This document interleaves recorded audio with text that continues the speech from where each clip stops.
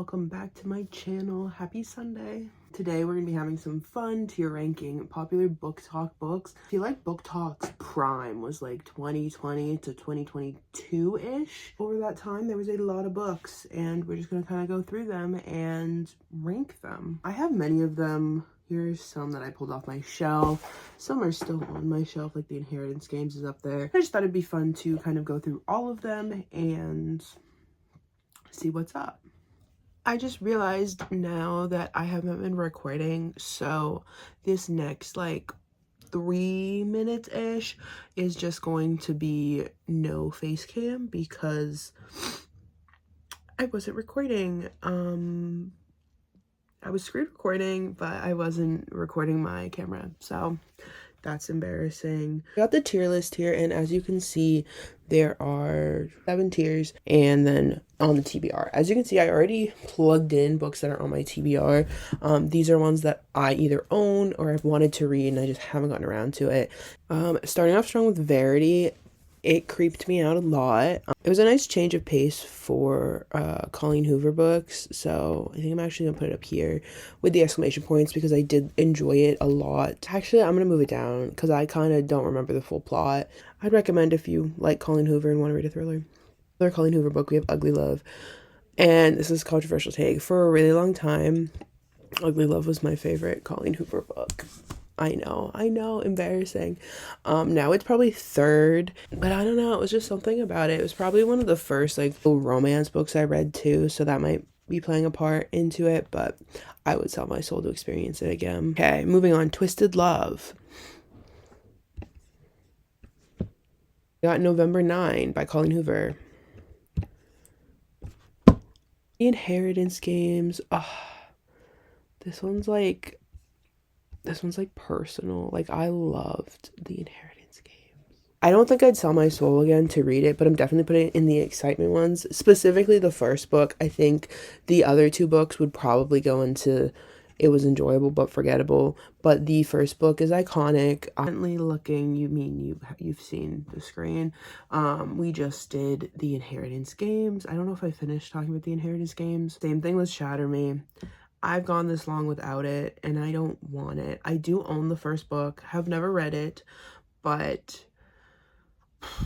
it's just like an 8-book series, and I've been spoiled so many times. Like, I can't be bothered, and yeah, there's so many other fantasy books I'd rather be reading, so.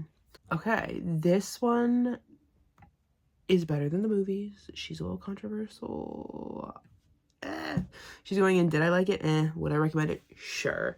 I actually have a whole video on my channel about this book because it has all of the things that I should have enjoyed, but I just didn't enjoy, and I kind of talk about in that video a lot about how I just don't think the writing style was for me. The storyline I loved, the characters were great, but I just could not vibe with Lynn Painter's writing style, which I know is controversial because a lot of people love her, and I'm not trying to send any hate. I'm just saying she's not for me. So it's going, and I would recommend it, but I personally did not like it. The Midnight Library. I wish there was something between this, because I would talk about it. I'm going to put it in Don't Make Me Talk About It, but I would talk about it. I did not like this book even the slightest. I thought the premise was so cool. I thought we were really gonna, you know, hit gold with it. I also have a whole video about this book as well, but I just was so bored, and I didn't really care about the character or her motivations or like what was going on, and I think that that's the main thing that keeps you invested in a story. I didn't care. Like, I genuinely just did not care. Okay, up next we have Daisy Jones and the Six, which I've read twice. I listened to it as an audiobook once, and then I actually read the book. And I will say the audiobook is a lot more, let's say, enjoyable. Okay, next we have People We Met on Vacation, which I'm also going to put in the, did I like it? Would I recommend? Sure. I actually did not finish People We Met on Vacation. I have DNF'd it for now. I might try and finish it before the movie comes out because I was excited for the movie, but then I tried reading the book and no thanks. I think my biggest problem was it was boring. Like, I have never read an Emily Henry book before, and so when I picked up People We Meet on Vacation, I was like, okay, this is it. Like, this is gonna be it. And no, I was just bored, and so I ended up putting it down for now, maybe forever, who knows. Oh my goodness. Up next we have Malibu Rising, which is going straight to the top, would sell my soul, because I loved this book. This was my favorite Taylor Jenkins Reid book. I loved the vibes, I loved the characters, I loved the family dynamic. It was amazing.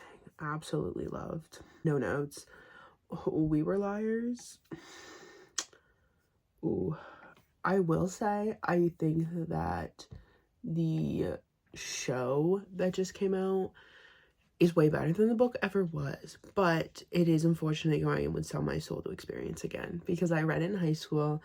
I had never read a book before that made me feel as intensely emotional as this book made me feel. Like, I literally finished it and I had no idea what was coming. I was staring at a wall for like 10 minutes after I finished it, just sobbing, because like my brain just couldn't even comprehend that what the ending was what the ending was. Okay, Circe.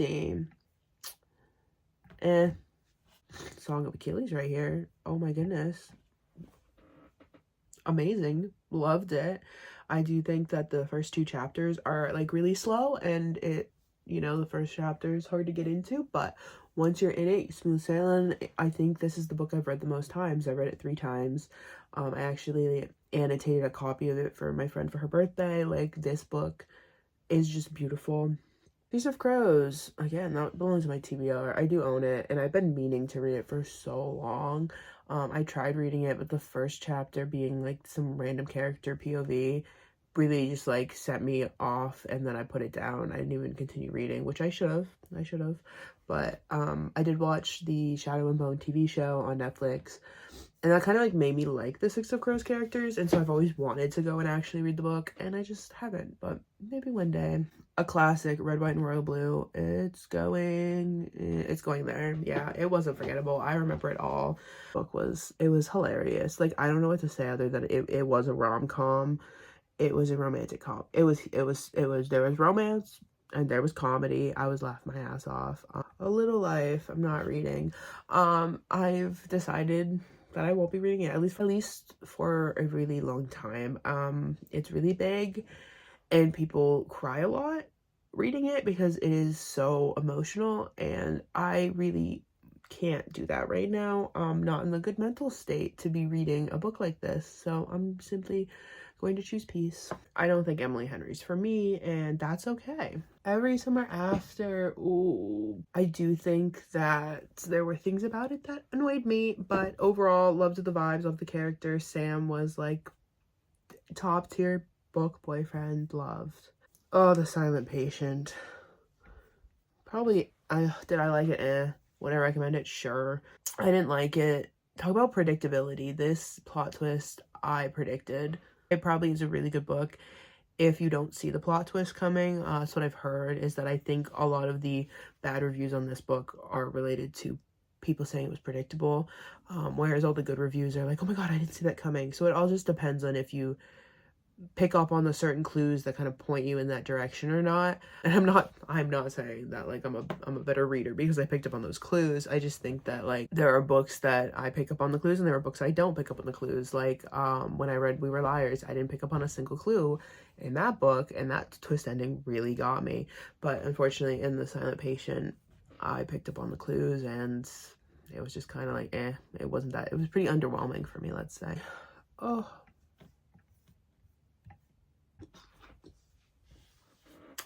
Love in Other Words. This is my favorite book of all time. Well, no, my favorite romance book of all time.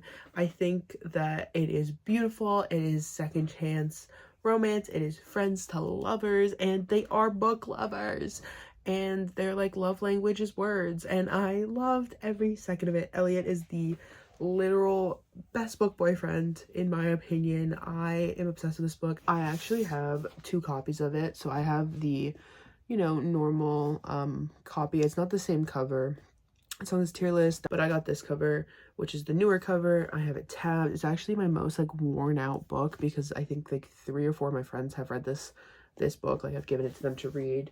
But I have that, but I also, like, I'm not a special editions girly. I don't like having multiple copies of books in my house, but for this I did make an exception because this is my favorite romance book, and I thought this special edition that they came out with was like truly so beautiful. Like, I don't know, I really loved it.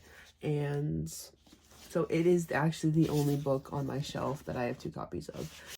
I don't think I would like sell my soul to read again. So I'm gonna put it in like the exciting parts. The only reason I would sell my soul to read Ugly Love again is just for the experience of it. It was the first book I read in one night. It was the first like actual like romance book I ever read. Like, it was just like the whole experience of reading it. I stayed up till like 3 a.m. That was the first time I'd stayed up past midnight to read a book. Like, I think the experience I would sell my soul for, not the actual book, if that makes sense.